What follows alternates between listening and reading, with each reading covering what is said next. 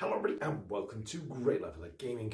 I'm the Great Leveler and today we're unboxing Pyramid Head, or as it's officially called, Red Pyramid Thing. But we're not going to call him that. It's Pyramid Head.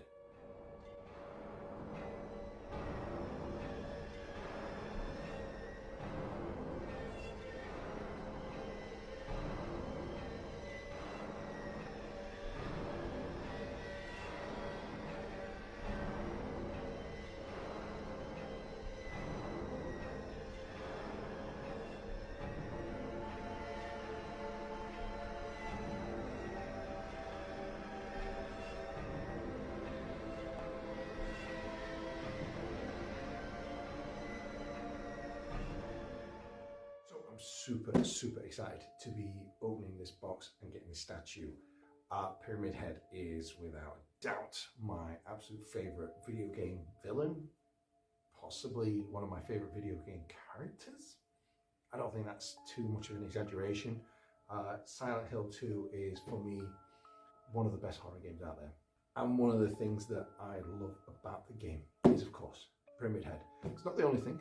I think Silent Hill 2 in particular is it just does something so well. So many horror games rely on jump scares and chases and all this kind of stuff. And Silent Hill 2 is not one of those games. The music is perfect. The music is really eerie and atmospheric. And Pyramid Head himself, the noises that he makes as he drags his giant knife.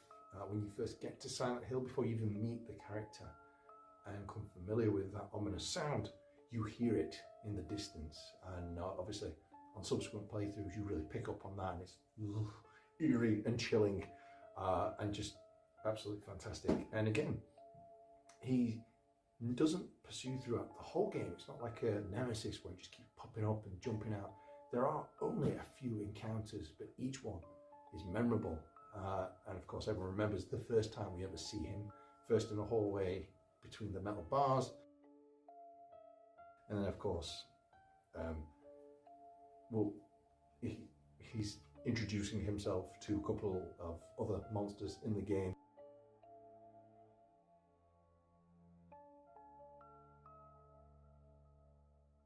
I could rave and talk about Pyramid Head for ages, but we're going to talk about the statue.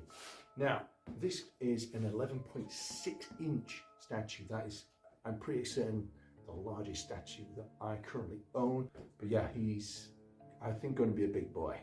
I purchased this off of Amazon, currently retailing in the UK at £120.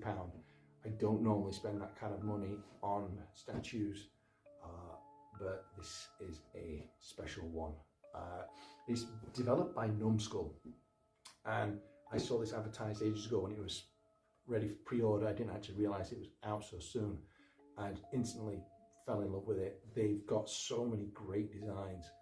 Nemesis and Tyrant from the Resident Evil series, the Licker from Resident Evil 2 as well, that also looks really good. We've got Heather Mason and the nurses we've got as well. Some really good designs, really good looking quality. So I'm really excited to see how this one looks. The only thing before I open it that I'm disappointed with, and it's a nitpick, is that of course he's carrying a spear. I would have loved the giant knife. I think it's time to unbox. So let's change camera angles. Let's focus on this guy. So let's do that. Here we go. Ooh, so professional.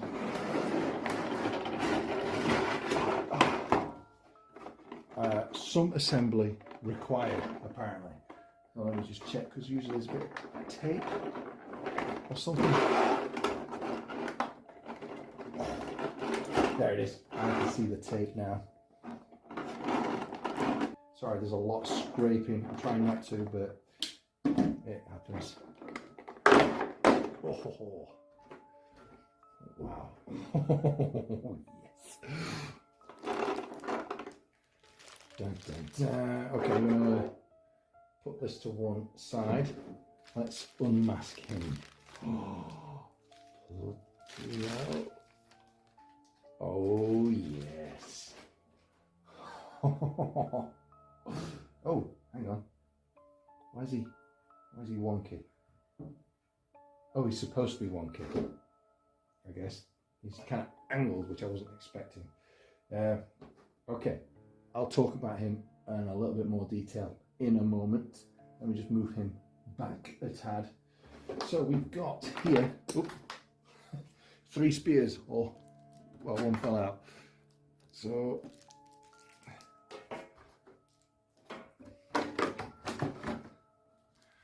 again, gotta love my professionalism. So 3 spears. 2 of these are for the ground, and I'm guessing the humongous one is going to be the one that he's grasping. So do these just, slide out? Oh, yes, the bit with a very sharp, stabby bit is definitely the instrument he will be utilizing, no doubt. All right, so let's move him forward just a wee tad bit. And I'm going to be using the box as a bit of reference for which one goes which way. It's not very clear. I don't know if it matters 100%, but I'm guessing.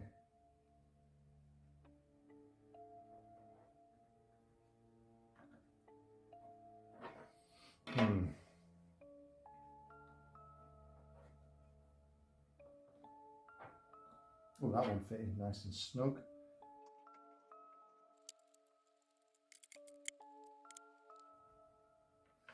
All right, so not the easiest thing to assemble. I don't want to break it. I did mention it's a bit of a pricey one.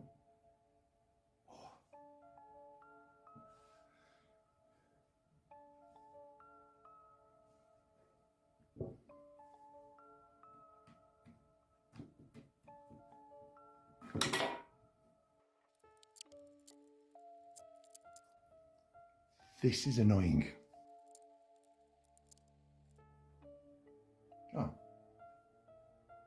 Oh, that's it. It goes the other way.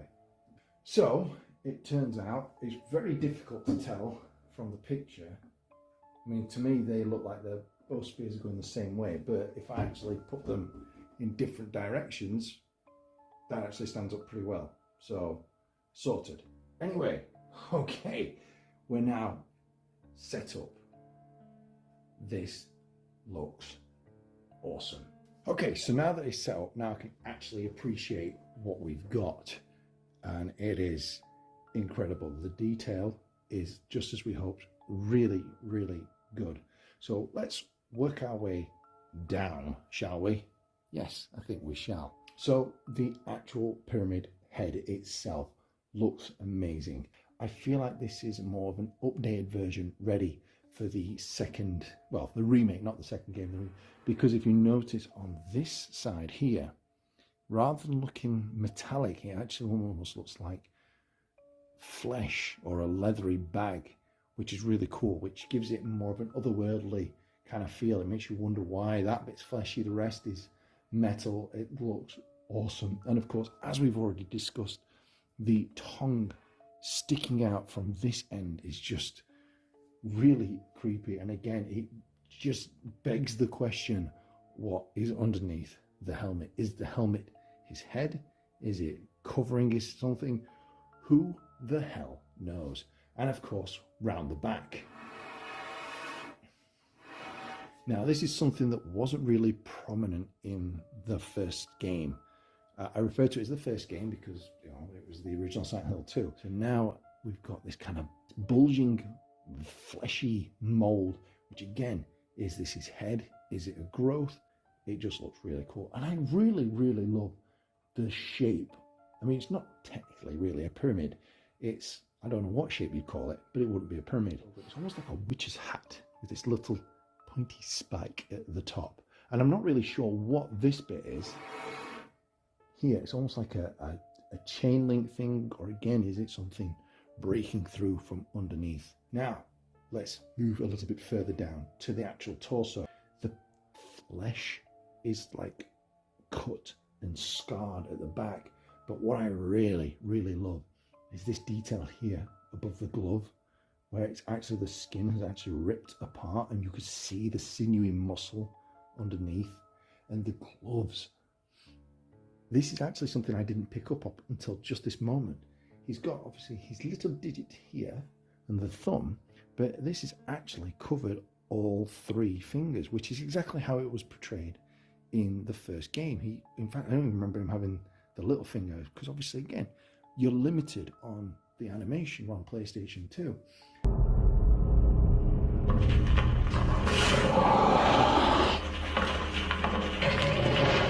And I did a fantastic job with the limitations, but the fact that they've kept this design, again, his hands are not for, you know, being precise, it's for grasping heavy friggin' swords and spears and killing folk, and it looks fantastic.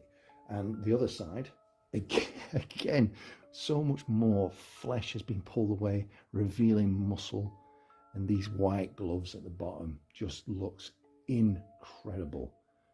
I am really, really impressed with this. Now, of course, the suit itself that he's wearing, we've got the like a zip at the back, but also these harnesses. Now, again, begs the question, and this is what's so great about Pyramid Head. What is underneath? We don't know. So are these harnesses connecting the helmet? Or is it like everything else, a form of restraints? Is he actually confined into this suit? Is that why it's so mucky? Because he can't just take it off and have a wash whenever he wants. It's like a straitjacket almost, without the sleeves, nullifying the straitjacket part. But the fact is he's strapped into something. And can I just point out, going back up again, we have a strange little valve here. Is it a breathing tube? Is it something experimented on? And it almost looks wet and glistening. That is so freaking cool. This is one of the best statues I have ever purchased. So again, working our way down, the level of detail on the outfit is really nice. Got that nice little raised feeling to everything, the way that it whips around him. And then we move on to the trousers, which again just carries on the image of what you've got above. But I love the way they're getting tucked into his boots. The boots actually, ironically, are the cleanest thing on him. All you've got is a little bit of scuffing on the bottom. Like I said, the boots themselves are in really good condition. There's just a couple of little bits that's torn, and the toes are ever so scuffed, but they're hard wearing boots. Fair enough. So not much more to comment on the actual character, except for his very, very menacing looking spear. Now, this was a little tricky to put in. I don't know what I'll be showing of the putting together until I'm editing, but you have to feed the spear in that way, which obviously makes sense because this is really big. It's a solid statue, so you feel really bad forcing the really thick bottom part of the spear through, but it does go through nicely.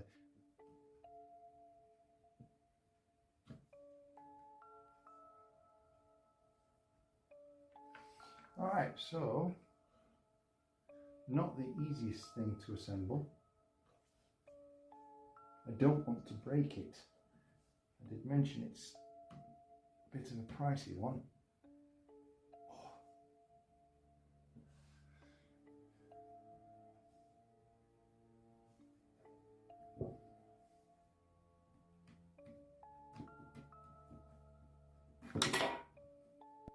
And of course I can adjust how far through I want the spear to go, because when it goes in the cabinet I need to make sure that it'll actually fit. So moving on, I like the broken spears. This one, as you probably saw in the recording, was a bitch to install because it's going that way like an X, which actually now that it's done looks really good, but there was no clear instruction as to which one goes where and how it fits in. That one, absolutely fine, fits in perfect. But that one was a bit of a ball ache. And then, of course, how have we not talked about this? The corpse, or half of one. So it's really interesting that they've got this kind of corpse. Now, there's no real indication as to who it is or was and why there's only half of him. Again, it would make sense. Should Pyramid Head be dragging the great knife with him that he's cut someone in half? But again, the details on this corpse are really good. The kind of grey lifelessness to it makes it feel like it's been dead for a long time, but if so, what's it doing here? The shading, the dark shading really gives some character. And again, the level of detail in this statue is really impressive. And the wooden floor that he's standing on just looks awesome. And of course, can't have a monstrous, torturous being without some kinky handcuffs behind him. Why there's handcuffs, don't really know. Doesn't really fit, but it also just gives that a little bit of extra character. Because when I think of Silent Hill, I think of chains and metal, but not these kind of chains, like chain link fence and stuff like that, you know, just something industrial. So that doesn't quite fit, but it's a nice nod in the right direction. But overall, I am very, very happy with my Pyramid Head statue. Now, of course, the biggest question I'm going to have is, will he fit in the cabinet? I've measured it, so height-wise he will, but I wasn't anticipating the spear, so I might have to have a little, in fact, I'm going to just a little bit more that way. And I tell you one thing as well, we've not talked about as well, is the fact that he is ever so slightly, and let me just lean the camera forward, I'm going to go out of focus a little bit. You probably can't tell as well, but I have talked about it when I was first putting him down. The base that he's on is ever so slightly angled upwards. He just looks incredible. Absolutely freaking incredible. But this is something special. I'm going to give him a little tender stroke because he's very precious to me. Holy damn. This is a fine addition to my collection. Let's put him in his home, shall we?